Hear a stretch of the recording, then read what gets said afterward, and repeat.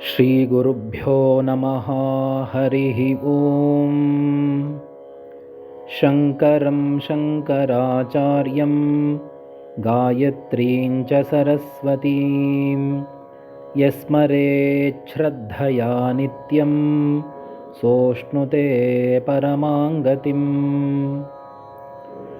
ಶ್ರೀ ಶಂಗಾ ಆಧ್ಯಾತ್ಮಿಕ ಪ್ರತಿಷ್ಠಾನ ಪ್ರಸ್ತುತಪಡಿಸ್ತಾ ಇರತಕ್ಕಂಥ ಶ್ರೀ ಲಲಿತಾ ಸಹಸ್ರನಾಮ ಸ್ತೋತ್ರಂ ಶ್ಲೋಕ 136ರಿಂದ 140. ದೀಕ್ಷಿತಾ ದೈತ್ಯ ಶಮನಿ ಸರ್ವಲೋಕವಶಂಕರಿ ಸರ್ವಾರ್ಥದಾತ್ರಿ ಸಾವಿತ್ರಿ ಸಚ್ಚಿದಾನಂದರೂಪಿಣಿ ದೇಶಕಾಲ ಪರಿಚ್ಛಿನ್ನ ಸರ್ವಗಾ ಸರ್ವಮೋಹಿನಿ ಸರಸ್ವತಿ ಶಾಸ್ತ್ರಮಯೀ ಗುಹಾಂಬಾ ಗುಹ್ಯರೂಪಿಣಿ ಸರ್ವೋಪಾಧಿ ವಿನಿರ್ಮುಕ್ತ ಸದಾ ಶಿವಪತಿವ್ರತ ಸಂಪ್ರದಾಯೇಶ್ವರಿ ಸಾಧ್ವಿ ಗುರುಮಂಡಲರೂಪಿಣಿ ಕುಲೋತ್ತೀರ್ಣ ಭಗಾರಾಧ್ಯ ಮಾಯಾ ಮಧುಮತಿ ಮಹಿ ಗಣಾಂಬಾ ಗುಹ್ಯಕಾರಾಧ್ಯ ಕೋಮಲಾಂಗಿ ಗುರುಪ್ರಿಯ ಸ್ವತಂತ್ರ ಸರ್ವತಂತ್ರೇಶಿ ದಕ್ಷಿಣಾಮೂರ್ತಿರೂಪಿಣಿ ಸನಕಾದಿ ಸಮಾರಾಧ್ಯ ಶಿವಜ್ಞಾನಪ್ರದಾಯಿನಿ. ಶ್ರೀ ಲಲಿತಾ ಸಹಸ್ರನಾಮ ಸ್ತೋತ್ರಂ ಶ್ಲೋಕ 136. ದೀಕ್ಷಿತಾ. ನಾವೆಲ್ಲ ಕೇಳಿದ್ದೀವಿ ದೀಕ್ಷಿತರು ಅಂತ ಹೆಸರನ್ನಿಟ್ಕೊಂಡಿರ್ತಾರೆ. ತಮ್ಮ ಹೆಸರಿನ ಮುಂದೆ ದೀಕ್ಷಿತರು, ದೀಕ್ಷೆಯನ್ನು ಪಡೆದವರು ಅಂತ. ಏನು ದೀಕ್ಷೆ ಅಂದರೆ ಆ ದೇವಿಯನ್ನೇ ಆರಾಧನೆ ಮಾಡ್ತೀವಿ, ಆ ದೇವಿ ಸ್ವರೂಪರೇ ನಾವಾಗಿ ಮತ್ತೊಬ್ಬರಿಗೆ ಆ ದೇವಿಯ ಮಹಿಮೆಯನ್ನೇ ಸಾರ್ತಾ ಇರ್ತೀವಿ. ಅದಲ್ಲದೆ ಆ ದೇವಿಯ ಸ್ವರೂಪವಾಗಿರ್ತಕ್ಕಂಥ ಶಕ್ತಿ ಜ್ಞಾನ ಆನಂದವನ್ನು ತಾವು ಪಡೆದು ಮತ್ತೊಬ್ಬರಿಗೆ ಕೊಡೋದಕ್ಕೆ ದೀಕ್ಷೆಯನ್ನು ಪಡೆದಿರೋರು. ಅಲ್ಲದೆ ಹೆಚ್ಚು ಹೆಚ್ಚು ದಾನ ಮಾಡ್ತಕ್ಕಂಥವ್ರಿಗೆ ದೀಕ್ಷಿತರು ಅಂತ ಹೆಸರು. ಆ ದೇವಿ ಸ್ವಯಂ ಶಕ್ತಿ ಜ್ಞಾನ ಆನಂದ ಸ್ವರೂಪಳಾಗಿರೋದ್ರಿಂದ ಆ ದೇವಿ ಕೇವಲ ಕೊಡೋದಷ್ಟೆ, ಯಾರಿಂದ ಏನನ್ನೂ ಇದುವರೆಗೂ ತಗೊಂಡಿಲ್ಲ. ಹಾಗಾಗಿ ಕೊಡೋದರಲ್ಲಿ ಹೆಚ್ಚು ಆನಂದವೇ ಹೊರತು ತಗೊಳ್ಳೋದ್ರಲ್ಲಿ ಅಲ್ಲ. ದೀಕ್ಷಿತರು ಅಂದರೆ ಹೆಚ್ಚು ಹೆಚ್ಚು ಹೆಚ್ಚು ಮತ್ತೊಬ್ಬರಿಗಾಗಿ ಕೊಡ್ತಕ್ಕಂಥವ್ರು. ದೈತ್ಯ ದಮನಿ. ದೈತ್ಯ ಅಂದರೆ ರಾಕ್ಷಸ, ಅಸುರ ಪ್ರವೃತ್ತಿ. ದಮನಿ ಅದನ್ನು ನಾಶ ಮಾಡ್ತಕ್ಕಂಥವಳು. ನಮ್ಮೆಲ್ಲರಲ್ಲೂ ನಮಗೆ ಗೊತ್ತೋ ಗೊತ್ತಿಲ್ಲದೇನೋ ಆ ದೈತ್ಯ ಗುಣಗಳು, ನಕಾರಾತ್ಮಕ ಗುಣಗಳು ಬಂದ್ಬಿಟ್ಟಿರುತ್ತವೆ. ಮನಸ್ಸು ಅದನ್ನು ಚೆನ್ನಾಗಿ ಹಿಡ್ಕೊಂಡ್ಬಿಟ್ಟಿರುತ್ತೆ. ಕಾಮ, ಕ್ರೋಧ, ಲೋಭ, ಮೋಹ, ಮದ, ಮತ್ಸರ, ಹೀಗೆ ಈ ಎಲ್ಲ ದೈತ್ಯ ಗುಣಗಳು ನಮ್ಮಲ್ಲಿ ನಮಗೆ ಗೊತ್ತಿಲ್ಲದ ಹಾಗೆ ಬಂದು ಸೇರ್ಕೊಂಡ್ಬಿಟ್ಟಿರುತ್ತವೆ. ಅದನ್ನು ಹೋಗಲಾಡಿಸ್ಕೊಳ್ಳೋದೇ ಒಂದು ದೊಡ್ಡ ಕೆಲಸ ಆಗಿಬಿಡುತ್ತೆ ಇಡೀ ಜೀವನ ಪೂರ್ತಿ. ಅದಕ್ಕೆ ಅದು ಬರದಂತೆ ತಡೆಯೋದಕ್ಕೆ ನಾವು ದೇವಿಯ ಆರಾಧನೆ ಮಾಡ್ತಾ ಇರಬೇಕು. ಒಂದು ವೇಳೆ ಆ ದೈತ್ಯ ಗುಣಗಳು ನಮ್ಮಲ್ಲಿದ್ದರೆ ಅದನ್ನು ಹೋಗಲಾಡಿಸ್ಕೊಳ್ಳೋದಕ್ಕೆ ಪೂಜೆ, ಭಜನೆ, ನಾಮ ಸಂಕೀರ್ತನೆ, ಹೋಮಾದಿಗಳು, ಸತ್ಸಂಗ, ಸಹಸ್ರನಾಮ ಪಾರಾಯಣ, ವೇದ ಪಾರಾಯಣ ಇದೆಲ್ಲ ಮಾಡ್ಕೋಬೇಕಾಗತ್ತೆ. ಸರ್ವಲೋಕವಶಂಕರಿ. ಈ 14 ಲೋಕಗಳನ್ನು ತನ್ನ ವಶದಲ್ಲಿ ಇಟ್ಕೊಂಡಿರ್ತಕ್ಕಂಥವಳು. ಭೂಹು ಭುವಃ ಸುವಃ ಮಹಃ ಜನಃ ತಪಃ ಸತ್ಯಂ 7 ಊರ್ಧ್ವಲೋಕಗಳು. ಅತಲ ವಿತಲ ಸುತಲ ತಲಾತಲ ರಸಾತಲ ಮಹಾತಲ ಪಾತಾಳ, ಹೀಗೆ ಅಧೋಲ್ 7 ಲೋಕಗಳು. ಈ 14 ಲೋಕಗಳೂ ಆ ದೇವಿಯ ವಶದಲ್ಲಿ ಇದೆ. ಸರ್ವಾರ್ಥದಾತ್ರಿ. ಸರ್ವ ಎಲ್ಲ ಅರ್ಥ ಸಂಪತ್ತುಗಳನ್ನು ದಾತ್ರಿ ಕೊಡುವಂಥವಳು. ಈಗಾಗಲೇ ದೀಕ್ಷಿತ ಅನ್ನೋ ನಾಮಾವಳಿಯಲ್ಲಿ ನೋಡಿದ್ದೇವೆ. ಆ ದೇವಿಯಲ್ಲಿ 6 ಬಗೆಯ ಸಂಪತ್ತು ಇರೋದರಿಂದಲೇ ಅವಳಿಗೆ ಭಗವತಿ ಅಂತ ಹೆಸರು. ಆ ಸಂಪತ್ತು ಅವಳು ಯಾರಿಂದಲೂ ಪಡೆದಿದ್ದಲ್ಲ. ಆ ಎಲ್ಲ ಸಂಪತ್ತು ಅವಳ ವಶದಲ್ಲಿವೆ, ಅದನ್ನು ಕೇವಲ ಕೊಡ್ತಾ ಇದ್ದಾಳಷ್ಟೆ. ಆ ಕೊಡ್ತಾ ಇರೋದ್ರಿಂದ ನಾವೆಲ್ಲರೂ ಅವಳನ್ನು ಆರಾಧನೆ ಮಾಡ್ತಾ ಇದ್ದೀವಿ, ಅವಳನ್ನು ಶ್ರೇಷ್ಠಳು ಅಂತ ಕರೀತಾ ಇದ್ದೀವಿ. ಹಾಗಾಗಿ ಕೊಡೋದರಲ್ಲಿ ಹೆಚ್ಚು ಆನಂದ ಇದೆ. ಯಾರು ಕೊಡ್ತಾರೋ, ಹೆಚ್ಚು ಹೆಚ್ಚು ಕೊಡ್ತಾರೋ ಅವರು ಹೆಚ್ಚು ಗೌರವವನ್ನು, ಮನ್ನಣೆಯನ್ನು ಪಡೀತಾರೆ. ಸಾವಿತ್ರಿ, ಆ ಸೂರ್ಯನಲ್ಲಿ ಅಧಿಷ್ಠಾನವಾಗಿರ್ತಕ್ಕಂಥವಳು. ಸೂರ್ಯನಲ್ಲಿರ್ತಕ್ಕಂಥ ಚೈತನ್ಯ ಶಕ್ತಿಗೆ ಹೆಸರು ಸಾವಿತ್ರಿ. ನನ್ನ ಹೃದಯದಲ್ಲಿರ್ತಕ್ಕಂಥ ಚೈತನ್ಯಕ್ಕೆ ಹೆಸರು ಆತ್ಮ. ಇದೆರಡು ಒಂದೇ. ಸ ಯಶ್ಚಾಯಂ ಪುರುಷೇ ಯಶ್ಚ ಸಾವಾದಿತ್ಯೇ ಸ ಏಕಃ. ಹಾಗಾಗಿ ನಾನು ಸೂರ್ಯನನ್ನು ಆರಾಧನೆ ಮಾಡಿದರೂ ಅಥವಾ ನನ್ನ ಹೃದಯದಲ್ಲಿ ಆ ಶಕ್ತಿಯನ್ನು ಆರಾಧನೆ ಮಾಡಿದ್ರೂ ಆ ಸಾವಿತ್ರಿಯನ್ನು ಆರಾಧನೆ ಮಾಡಿದ ಹಾಗೆ ಆಗುತ್ತೆ, ಆ ದೇವಿಯನ್ನು ಆರಾಧನೆ ಮಾಡಿದ ಹಾಗೆ ಆಗುತ್ತೆ. ಸಚ್ಚಿದಾನಂದ ರೂಪಿಣಿ. ನಾವು ಯಾವುದೇ ಒಂದು ದೇವತೆಯನ್ನು ತೆಗೆದುಕೊಂಡಾಗ 2 ರೀತಿ ಆರಾಧನೆ ಮಾಡ್ಬೋದು. ಒಂದು ಸಗುಣೋಪಾಸನೆ, ಇನ್ನೊಂದು ನಿರ್ಗುಣೋಪಾಸನೆ. ಆ ದೇವಿಯ ವಿಗ್ರಹವನ್ನು ಇಟ್ಟುಕೊಂಡು ಪೂಜೆ ಮಾಡ್ತಾ ಇರೋದು. ಇನ್ನೊಂದು ಹೃದಯದಲ್ಲಿ ಆ ದೇವಿ ಚೈತನ್ಯ ಅಂತ ಹೇಳಿ ಅರ್ಚನೆ ಮಾಡೋದು. ವೇದದ ಪೂರ್ವ ಭಾಗದಲ್ಲಿ ದೇವತೆಗಳ ಸಗುಣ ಉಪಾಸನೆಯನ್ನು ಹೇಳಲಾಗಿದೆ.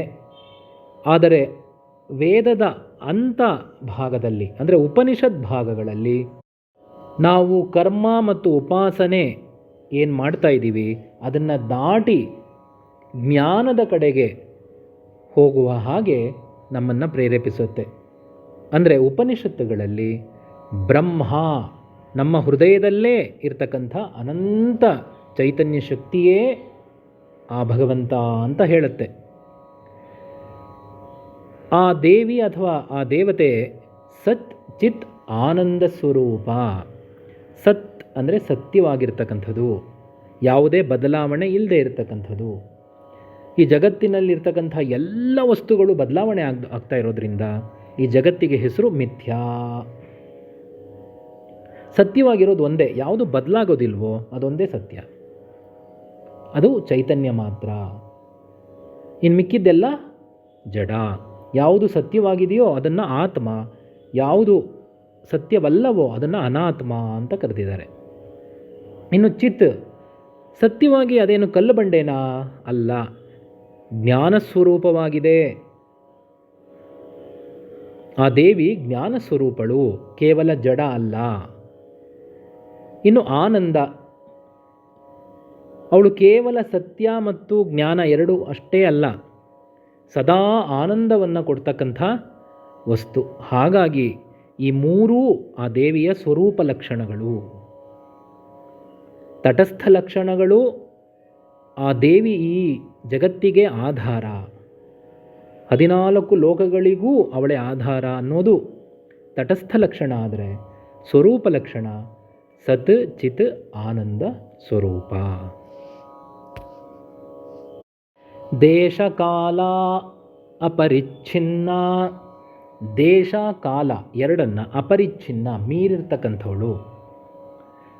ಅದಕ್ಕೆ ಅವಳನ್ನು ಸತ್ಯ ಅಂತ ಕರೆದಿರೋದು. ಯಾವ ಪ್ರದೇಶದಲ್ಲೇ ಆಗಲಿ, ಯಾವುದೇ ಕಾಲದಲ್ಲಾಗಲಿ ಸದಾ ಇರ್ತಕ್ಕಂಥವಳಿಗೆ ಸತ್ಯ ಅಂತ ಹೆಸರು. ಅವಳಿಗೆ ದೇಶ ಆಗಲಿ ಕಾಲ ಆಗಲಿ ಬಾಧಿತ ಅಲ್ಲ, ಸೀಮಿತ ಅಲ್ಲ. ದೇಶ ಕಾಲ ಎರಡನ್ನೂ ದಾಟಿರ್ತಕ್ಕಂಥವಳು. ಯಾವ ದೇಶದಲ್ಲಿ ಹೋದರೂ ಅವಳಿದ್ದಾಳೆ, ಯಾವ ಕಾಲದಲ್ಲಾದರೂ ಇದ್ದೇ ಇದ್ದಾಳೆ. ಭೂತ ವರ್ತಮಾನ ಭವಿಷ್ಯತ್ ಕಾಲದಲ್ಲೂ ಇದ್ದಾಳೆ, ಯಾವ ಪ್ರದೇಶಕ್ಕೆ ಹೋದರೂ ಇರ್ತಾಳೆ. ಹಾಗಾಗಿ ಅವಳು ದೇಶಕಾಲ ಅಪರಿಚ್ಛಿನ್ನ. ಸರ್ವಗ, ಎಲ್ಲವನ್ನೂ ಪ್ರವೇಶಿಸ್ತಕ್ಕಂಥವಳು. ಇಂಥದ್ದು ಅಂತ ಇಲ್ಲ, ಸಕಲ ವಸ್ತುಗಳನ್ನೂ ಅವಳು ಪ್ರವೇಶಿಸಿದ್ದಾಳೆ. ಏಕೆಂದರೆ ಎಲ್ಲ ವಸ್ತುಗಳು ಆ ದೇವಿಯ ಸ್ವರೂಪವೇ. ಚಿನ್ನದಿಂದ ಮಾಡಿರ್ತಕ್ಕಂಥ ಪದಾರ್ಥಗಳಲ್ಲೆಲ್ಲ ಚಿನ್ನವೇ ಹೇಗಿರುತ್ತೋ, ಇಡೀ ಬ್ರಹ್ಮಾಂಡದಲ್ಲಿ ಏನೇನು ಪದಾರ್ಥ ಇದೆಯೋ, ಜಡ ಪ್ಲಸ್ ಚೈತನ್ಯ ಎಲ್ಲವೂ ದೇವಿಯ ಸ್ವರೂಪವೇ ಆಗಿದೆ. ಸರ್ವಮೋಹಿನಿ, ಎಲ್ಲರನ್ನೂ ತನ್ನ ಕಡೆಗೆ ಅವಳು ಸೆಳೆದುಕೊಳ್ತಾ ಇದ್ದಾಳೆ, ಮೋಹಗೊಳಿಸ್ಕೊಳ್ತಾ ಇದ್ದಾಳೆ. ಹೇಗೆ ತಾಯಿ ಒಬ್ಬಳು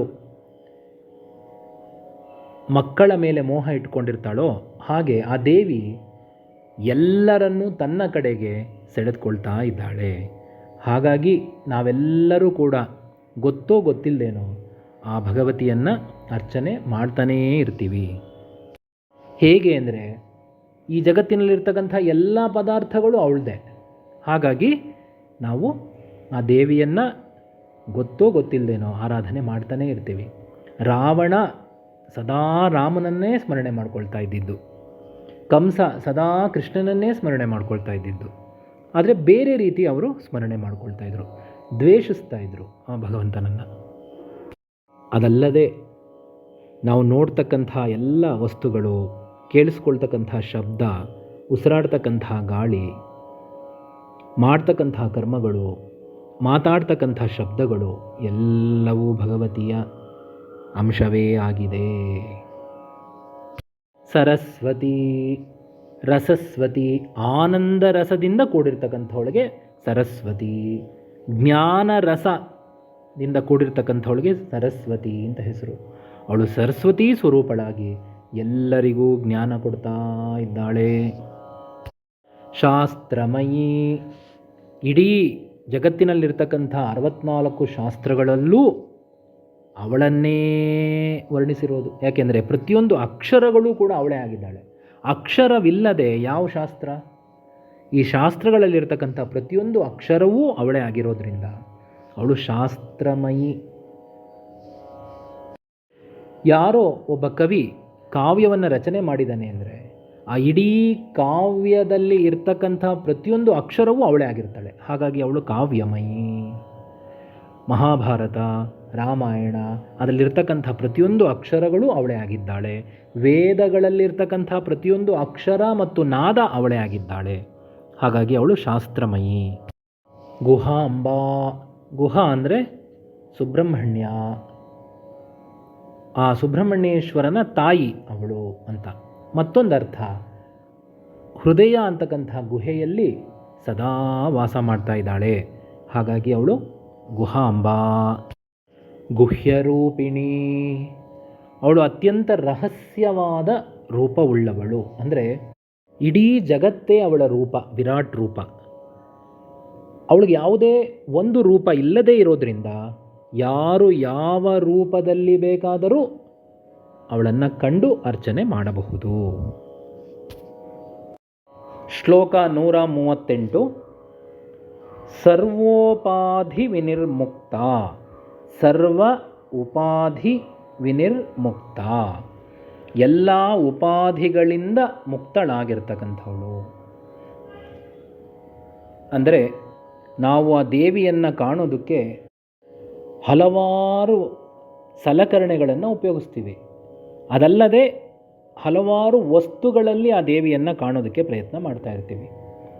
ಈಗ ನೀರನ್ನು ಕಾಣಬೇಕು ಅಂದರೆ ಆ ನೀರನ್ನು ಒಂದು ಲೋಟದಲ್ಲಿ ಹಿಡಿತೀವಿ, ಅಥವಾ ಸಮುದ್ರದಲ್ಲಿ ನೀರಿರುತ್ತೆ, ನದಿಯಲ್ಲಿ ನೀರು ಆವೃತವಾಗಿರುತ್ತೆ, ಬಾವಿಯಲ್ಲಿ ಆವೃತವಾಗಿರುತ್ತೆ, ಕೆರೆಗಳಲ್ಲಿ ಕಟ್ಟೆಗಳಲ್ಲಿ ಆವೃತವಾಗಿರುತ್ತೆ. ಹಾಗೆ ನಾವು ಆ ದೇವಿಯನ್ನು ಯಾವುದೋ ಒಂದು ವಿಗ್ರಹದಲ್ಲಿ ಅಥವಾ ಪಟದಲ್ಲಿ ಅಥವಾ ಇನ್ಯಾವುದೋ ಪ್ರತಿಮೆಯಲ್ಲಿ ಕಾಣೋದಕ್ಕೆ ಪ್ರಯತ್ನ ಮಾಡ್ತಾ ಇರ್ತೀವಿ. ಆದರೆ ಆ ದೇವಿ ಈ ಎಲ್ಲ ಉಪಾಧಿಗಳಿಂದ ಮುಕ್ತಳಾಗಿರುವಂಥವಳು. ಯಾವುದೇ ಒಂದು ಉಪಾಧಿ ಅವಳಿಗೆ ಸೀಮಿತ ಅಲ್ಲ. ಈಗ ಚಿನ್ನ ಸರನೇ ಆಗಿರಬೇಕು ಅಂತಲ್ಲ, ಬಳೆನೇ ಆಗಿದ್ದರೆ ಚಿನ್ನ ಅಂತೇನಿಲ್ಲ, ಉಂಗುರನೇ ಆಗಿದ್ದರೆ ಚಿನ್ನ ಅಂತೇನಿಲ್ಲ. ಅದಕ್ಕೆ ಯಾವ ನಿಗದಿತ ರೂಪ ಇಲ್ಲ. ನಾವು ಸರಗಳನ್ನೆಲ್ಲ ನೋಡಿದಾಗ ಚಿನ್ನ ಅಂತ ಹೇಳಲ್ಲ, ಬಳೆ ಯಾವುದೇ ಬಳೆಯನ್ನು ನೋಡಿದಾಗೆಲ್ಲ ಚಿನ್ನ ಅಂತ ಹೇಳಲ್ಲ. ಹಾಗೆ ಆ ದೇವಿ ಗಣೇಶ, ಎಲ್ಲರೂ ಗಣೇಶನನ್ನು ಪೂಜೆ ಮಾಡಬೇಕು, ಎಲ್ಲರೂ ಈಶ್ವರನನ್ನು ಪೂಜೆ ಮಾಡಬೇಕು, ಇಲ್ಲ. ಯಾರಿಗೆ ಯಾವುದು ಇಚ್ಛೆಯೋ ಆ ರೂಪದಲ್ಲಿ ಅವರು ಪೂಜೆ ಮಾಡಬಹುದು. ಹಾಗೆ ಆ ದೇವಿಗೆ ಯಾವುದೇ ಉಪಾಧಿ ಇಲ್ಲ. ನಾವು ನಮ್ಮ ದೇವರು ಶ್ರೇಷ್ಠ, ಇತರರ ದೇವರು ಕನಿಷ್ಠ ಅಂತ ಹೇಳೋ ಹಾಗೇ ಇಲ್ಲ. ಏಕೆಂದರೆ ಅದು ಅವಿವೇಕ ಅಥವಾ ಅಜ್ಞಾನ. ಅವಳಿಗೆ ಯಾವ ಉಪಾಧಿಯೂ ಇಲ್ಲ.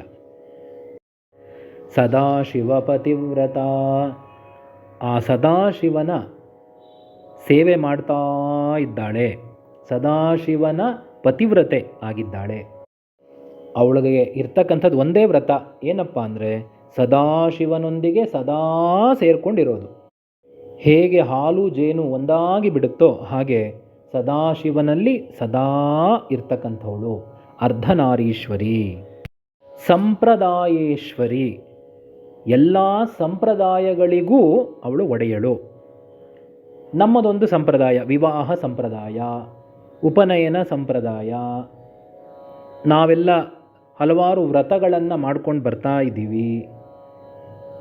ಇಂತಿಂಥ ದಿವಸ ಇಂತಿಂಥದ್ದನ್ನೇ ಮಾಡಬೇಕು ಅನ್ನೋದನ್ನು ಸಂಕಲ್ಪ ಮಾಡಿಕೊಂಡು ಮಾಡ್ತೀವಿ. ಶ್ರಾದ್ದಾದಿ ಕರ್ಮಗಳನ್ನು ಮಾಡ್ಕೊಂಡು ಬರ್ತಾ ಇದ್ದೀವಿ. ಇದೆಲ್ಲ ಸಂಪ್ರದಾಯ. ಈ ಎಲ್ಲ ಸಂಪ್ರದಾಯಗಳಿಗೂ ಮೀರಿರ್ತಕ್ಕಂಥವಳು ಅವಳು. ಈ ಎಲ್ಲ ಸಂಪ್ರದಾಯವನ್ನು ನಡೆಸ್ತಾ ಇರ್ತಕ್ಕಂಥವಳು ಆ ದೇವಿ. ಹಾಗಾಗಿ ಯಾವುದೋ ಒಂದು ಸಂಪ್ರದಾಯ ಹೆಚ್ಚು, ಇನ್ನೊಂದು ಸಂಪ್ರದಾಯ ಕಡಿಮೆ ಅಂತ ಇಲ್ಲ. ಎಲ್ಲ ಸಂಪ್ರದಾಯಗಳು ಅವಳಿಂದಲೇ ನಡೀತಾ ಇರೋದು. ಗುರುಮಂಡಲ ರೂಪಿಣಿ, ಗುರು ಶಿಷ್ಯ ಪರಂಪರೆ ಅಂತ ಇದೆ. ಸದಾಶಿವ ಸಮಾರಂಭಾಂ ಶಂಕರಾಚಾರ್ಯ ಮಧ್ಯಮಾಂ ಅಸ್ಮದಾಚಾರ್ಯ ಪರ್ಯಂತಾಂ ವಂದೇ ಗುರು ಪರಂಪರಾಂ. ಯಾವಾಗ ಪ್ರಾರಂಭ ಆಯಿತು ಗೊತ್ತಿಲ್ಲ, ಇದಕ್ಕೆ ಕೊನೆ ಅನ್ನೋದು ಇಲ್ಲ. ಈ ಗುರು ಶಿಷ್ಯ ಪರಂಪರೆ ಸದಾ ಅವಳಿಂದ ನಡೀತಾ ಬರ್ತಾ ಇರುತ್ತೆ ಅಂತ ಒಂದರ್ಥ. ಇನ್ನೊಂದು, ನವಗ್ರಹಗಳಲ್ಲಿ ಅವಳು ಗುರುಮಂಡಲದಲ್ಲಿ ಇದ್ದಾಳೆ. ಇನ್ಯಾವುದೇ ಗ್ರಹ ಏನೂ ತೊಂದರೆ ಮಾಡೋಕ್ಕಾಗಲ್ಲ. ಯಾವಾಗ ಗುರು ಬಲ ಇರುತ್ತೋ ಆಗ ಉಳಿದ 8 ಗ್ರಹಗಳು ನಮಗೆ ಸದಾ ಒಳ್ಳೆಯದನ್ನೇ ಮಾಡಬೇಕಾಗತ್ತೆ. ಹಾಗಾಗಿ ನಾವು ಗುರುಮಂಡಲ ರೂಪಿಣಿ ಅಂತ ಧ್ಯಾನ ಮಾಡಬೇಕು. ಮುಂದಿನ ನಾಮ ಕುಲೋತ್ತೀರ್ಣ. ಅವಳು ಯಾವುದೇ ಕುಲಕ್ಕೆ ಸೇರಿರ್ತಕ್ಕಂಥವಳಲ್ಲ, ಅದನ್ನು ದಾಟಿರ್ತಕ್ಕಂಥವಳು. ಕುಲ ಅಂದರೆ ಒಂದು ಸಮುದಾಯ, ಯಾವುದೇ ಒಂದು ಸಮುದಾಯ ಅಲ್ಲ. ಬ್ರಾಹ್ಮಣರಿಗೆ ಮಾತ್ರ ಒಲಿತಾಳೆ ಅಥವಾ ಇನ್ಯಾವುದೋ ಜಾತಿಗೆ ಮಾತ್ರ ಆ ದೇವಿ ಒಲಿತಾಳೆ, ಇಲ್ಲ. ಯಾರು ಆ ದೇವಿಯನ್ನು ಶ್ರದ್ಧಾಭಕ್ತಿಯಿಂದ ಆರಾಧಿಸ್ತಾರೋ ಅಂಥವರಿಗೆ ಒಲಿತಾಳೆ. ಅವರು ಯಾವ ರೂಪದಲ್ಲಿ ಬೇಕಾದರೂ ಆರಾಧನೆ ಮಾಡಬಹುದು. ಅಲ್ಲ ಅಂತ ಅವಳನ್ನು ಕರೀಬಹುದು, ಯೇಸು ಅಂತ ಅವಳನ್ನೇ ಕರೀಬಹುದು, ಗಣೇಶ ಅಂತ ಕರೀಬಹುದು, ಶಿವ ಅಂತ ಕರೀಬಹುದು, ವಿಷ್ಣು ಅಂತ ಕರೀಬಹುದು. ಅವಳು ಯಾವುದೇ ಒಂದು ಕುಲಕ್ಕೆ ಸೇರಿಲ್ಲ. ಎಲ್ಲ ಕುಲಗಳಿಂದ ಹೊರಗೆ ಇರ್ತಕ್ಕಂಥವಳು. ಹಾಗೆ ಭಕ್ತರು ಯಾರಿರ್ತಾರೆ, ಆ ದೇವಿಯ ಭಕ್ತರು, ಅವರೂ ಕೂಡ ಯಾವುದೇ ಒಂದು ಜಾತಿಗೆ ಸೇರಿದವರಲ್ಲ. ಎಲ್ಲರನ್ನೂ ಸಮನಾಗಿ ಕಾಣ್ತಕ್ಕಂಥವರು. ಸರ್ವಧರ್ಮಾನ್ ಪರಿತ್ಯಜ್ಯ ಮಾಮೇಕಂ ಶರಣಂ ವ್ರಜ ಅಹಂತ್ವಾ ಸರ್ವಪಾಪೇಭ್ಯ ಮೋಕ್ಷಯಿಷ್ಯಾಮಿ ಮಾ ಶುಚಃ ಅಂತ ಶ್ರೀಕೃಷ್ಣ ಹೇಳಿದ್ದಾನೆ. ಹಾಗಾಗಿ ನಾವು ಯಾರೂ ಯಾವುದೇ ಕುಲಕ್ಕೆ ಸೇರಿರ್ತಕ್ಕಂಥವ್ರಲ್ಲ. ನಾವೆಲ್ಲರೂ ಆ ಭಗವತಿಯ ಅಂತಃಕರಣದಲ್ಲಿಯೇ ಇದ್ದೇವೆ. ಅವಳು ತಾಯಿ, ನಾವೆಲ್ಲ ಮಕ್ಕಳು. ಭಗಾರಾಧ್ಯ, ಭಗ ಅಂದರೆ ಸೂರ್ಯ. ಆ ಸೂರ್ಯನಿಂದಲೂ ಆರಾಧಿಸಲ್ಪಡ್ತಾ ಇದ್ದಾಳೆ. ಅಂದರೆ ಸೂರ್ಯನಲ್ಲಿ ಅಧಿಷ್ಠಾನವಾಗಿ ಸಾವಿತ್ರಿ ಸ್ವರೂಪಳಾಗಿ, ಗಾಯತ್ರಿ ಸ್ವರೂಪಳಾಗಿ, ಸರಸ್ವತಿ ಸ್ವರೂಪಳಾಗಿ ಅವಳೇ ಇದ್ದಾಳೆ. ಮಾಯಾದೇವಿ ಅಂದರೆ ಮೆಜಿಷಿಯನ್ ಅಂತ, ಮ್ಯಾಜಿಕ್ ಮಾಡ್ತಕ್ಕಂಥವಳು. ದೈವಿ ಹೇಷ ಗುಣಮಯೀ ಮಮ ಮಾಯಾ ದುರತ್ಯಯ. ಶ್ರೀಕೃಷ್ಣ ಹೇಳಿದ್ದಾನೆ, ಈ ಮಾಯೆ ಅನ್ನೋಳನ್ನು ನಾನೇ ಸೃಷ್ಟಿ ಮಾಡಿರೋದು. ಹಾಗೆ ಈ ದೇವಿ ತನ್ನನ್ನು ತಾನೇ ಮಾಯೆಯನ್ನಾಗಿ ಅವಳು ಅಜ್ಞಾನಿಗಳಿಗೆ ಕಾಡ್ತಾ ಇದ್ದಾಳೆ. ಮಾಯಾದೇವಿಯಾಗಿ ಅಜ್ಞಾನಿಗಳನ್ನು ಕಾಡ್ತಾ ಇದ್ದಾಳೆ. ಈ ಮಾಯೆಯನ್ನು ಯಾರು ಹೋಗಲಾಡಿಸ್ಕೊಳ್ತಾರೋ ಅವರು ಜ್ಞಾನಿಗಳಾಗ್ತಾರೆ. ಅದಕ್ಕೆ ಆ ದೇವಿಯನ್ನು ಆರಾಧನೆ ಮಾಡಬೇಕು.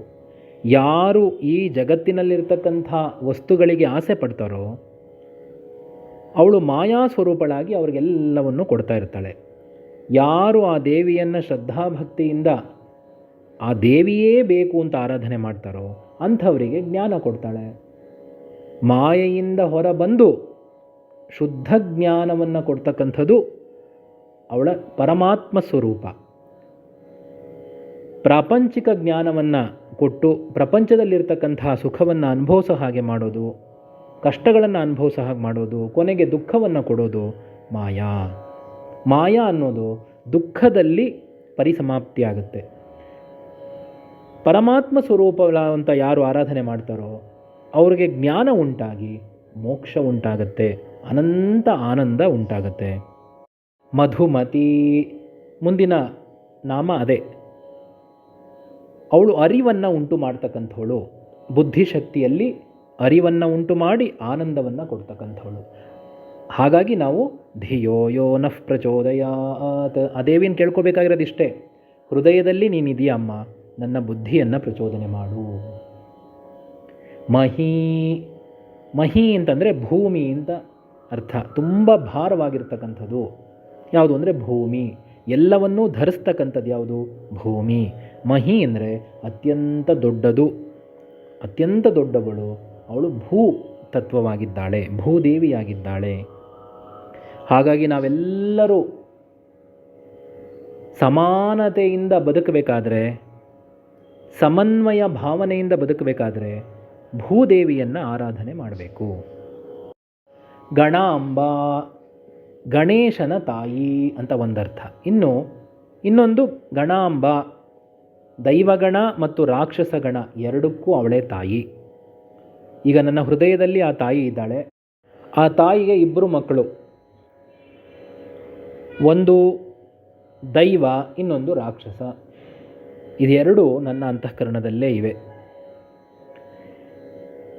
ಯಾರು ದೈವಗಣವನ್ನು ಆಶ್ರಯಿಸ್ತಾರೋ ಅವರು ದೈವಿ ಸಂಪತ್ತನ್ನು ಪಡಿತಾರೆ. ಯಾರು ರಾಕ್ಷಸ ವೃತ್ತಿಯನ್ನು ಅನುಸರಿಸ್ತಾರೋ ಅವರು ರಾಕ್ಷಸೀ ಗುಣವನ್ನು ಪಡ್ಕೊಳ್ತಾರೆ. ಗುಹ್ಯಕಾರಾಧ್ಯ, ಗುಹ್ಯಕ ಕಾರ್ತಿಕೇಯ ಸುಬ್ರಹ್ಮಣ್ಯನಿಂದ ಆರಾಧಿಸಲ್ಪಟ್ಟಿರ್ತಕ್ಕಂಥವಳು. ಇನ್ನೊಂದರ್ಥ ರಹಸ್ಯವಾಗಿ ಅವಳು ಎಲ್ಲರಿಂದಲೂ ಆರಾಧಿಸಲ್ಪಡ್ತಾ ಇದ್ದಾಳೆ. ಹೌದು, ನಮಗೆ ಗೊತ್ತಿಲ್ಲದ ಹಾಗೆ ನಾವು ಉಸಿರಾಟವನ್ನು ನಡೆಸ್ತಾ ಇದ್ದೀವಿ, ನೀರನ್ನು ತಗೊಳ್ತೀವಿ, ಬಾಯಾರಿಕೆ ಆದಾಗ, ಹಸಿವಾದಾಗ ಊಟ ಮಾಡ್ತಾ ಇದ್ದೀವಿ, ನಿದ್ದೆ ಮಾಡ್ತಾ ಇದ್ದೀವಿ, ಎಲ್ಲ ಕರ್ಮಗಳನ್ನು ಮಾಡ್ತಾ ಇದ್ದೀವಿ, ಮಲ ಮೂತ್ರ ವಿಸರ್ಜನೆಯನ್ನು ಮಾಡ್ತಾ ಇದ್ದೀವಿ. ಇದೆಲ್ಲದಕ್ಕೂ ಪ್ರೇರಣೆ ಆ ದೇವಿ. ಆ ಚೈತನ್ಯ ಒಂದಿಲ್ಲ ಅಂದರೆ ಯಾರೂ ಇಲ್ಲ. ಅದೊಂದಿರೋದ್ರಿಂದ ಎಲ್ಲರೂ ನಾನು ಮೇಲೂ ಅಂತ ಓಡಾಡ್ತಾ ಇದ್ದಾರೆ.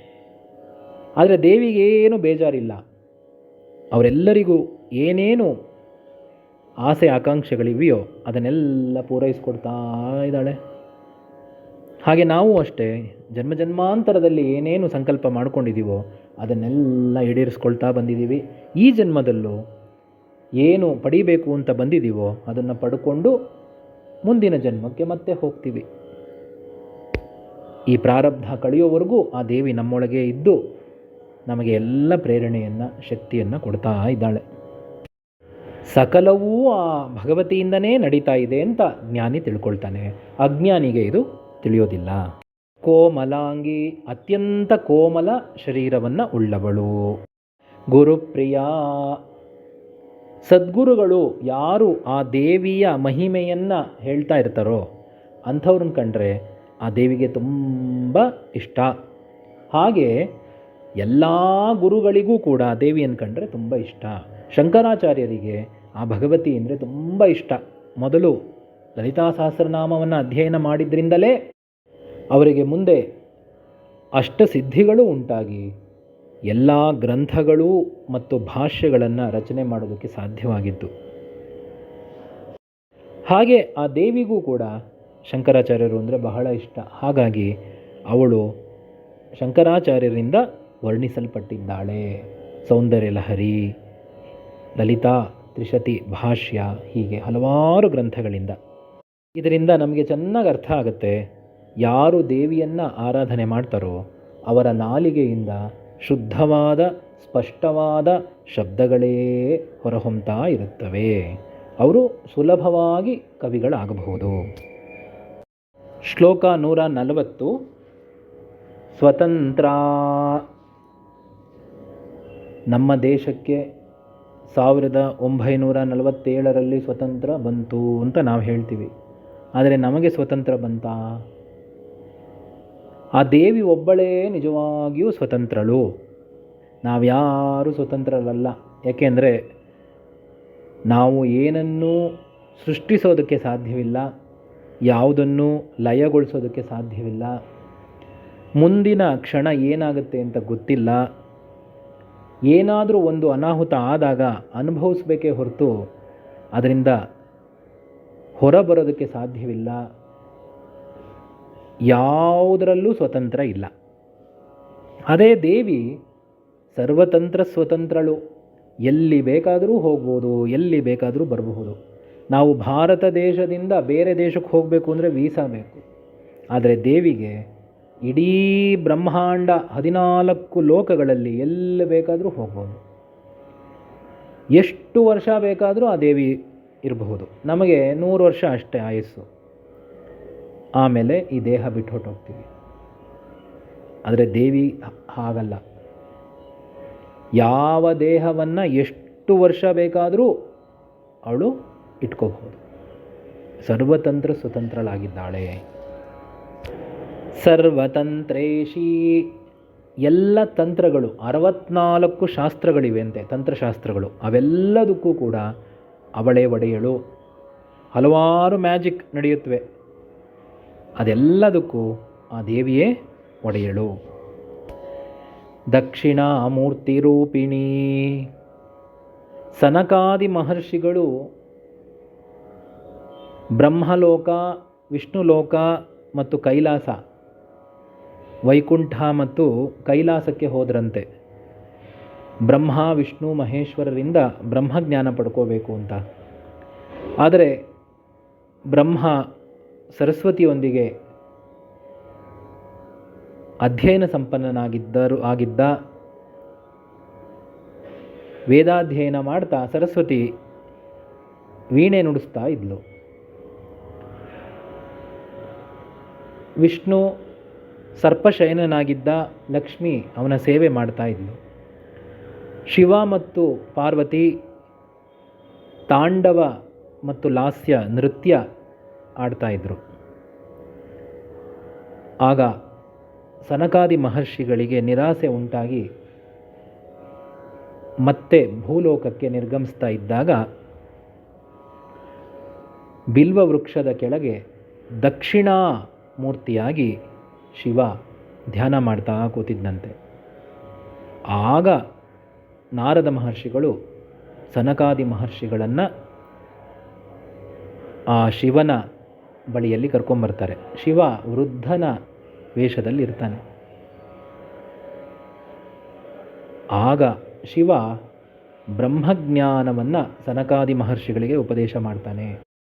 ಓಂ ನಮಃ ಪ್ರಣವಾರ್ಥಾಯ ಶುದ್ಧಜ್ಞಾನೈಕ ಮೂರ್ತಯೇ ನಿರ್ಮಲಾಯ ಪ್ರಶಾಂತಾಯ ದಕ್ಷಿಣಾಮೂರ್ತಯೇ ನಮಃ. ಗುರವೇ ಸರ್ವಲೋಕಾನಾಂ ಭಿಷಜೇ ಭವರೋಗಿಣಾಂ ನಿಧಯೇ ಸರ್ವವಿದ್ಯಾನಾಂ ದಕ್ಷಿಣಾಮೂರ್ತಯೇ ನಮಃ.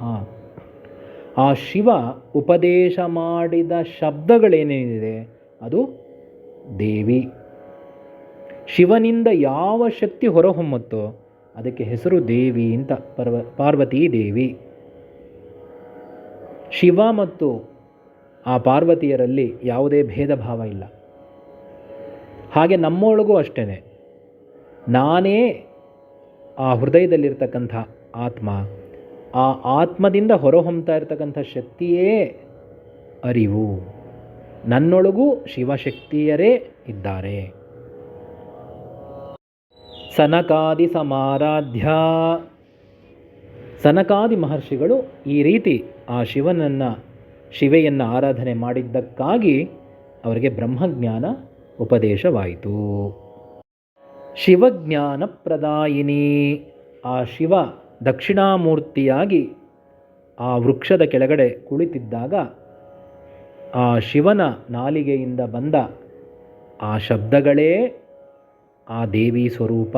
ಅದು ಹೋಗಿ ಸನಕಾದಿ ಮಹರ್ಷಿಗಳ ಕಿವಿಗಳ ಮುಖಾಂತರ ಹೃದಯವನ್ನು ಪ್ರವೇಶ ಮಾಡಿ ಆ ಹೃದಯದಲ್ಲಿ ಆ ದೇವಿ ನೆಲೆಸಿ ಅವರ ಅಂತಃಕರಣವನ್ನು ಶುದ್ಧ ಮಾಡಿ ಈ ಬ್ರಹ್ಮಜ್ಞಾನವನ್ನು ಕೊಟ್ಟಳು. ಹಾಗಾಗಿ ನಮಗೆ ಬ್ರಹ್ಮಜ್ಞಾನ ಉಂಟಾಗಬೇಕಾದರೆ ಸದ್ಗುರುಗಳ ರೂಪದಲ್ಲಿ ದಕ್ಷಿಣಾಮೂರ್ತಿಯಾಗಿ ಶಿವ ಬರಬೇಕು. ಆ ಸದ್ಗುರುಗಳ ನಾಲಿಗೆಯಿಂದ ಶಬ್ದಗಳು ಏನು ಹೊರಹೊಮ್ಮುತ್ತೆ ಅದು ದೇವೀ ಸ್ವರೂಪವಾಗಿದ್ದು ಅದು ನಮ್ಮ ಕಿವಿಗಳ ಮುಖಾಂತರ ಹೃದಯವನ್ನು ಪ್ರವೇಶ ಮಾಡಬೇಕು. ಆ ಹೃದಯದಲ್ಲಿರ್ತಕ್ಕಂಥ ಆತ್ಮಶಕ್ತಿಯಿಂದ ಅಂತಃಕರಣ ಶುದ್ಧವಾಗಿ ನಾವು ಬ್ರಹ್ಮಜ್ಞಾನಿಗಳಾಗಬೇಕು.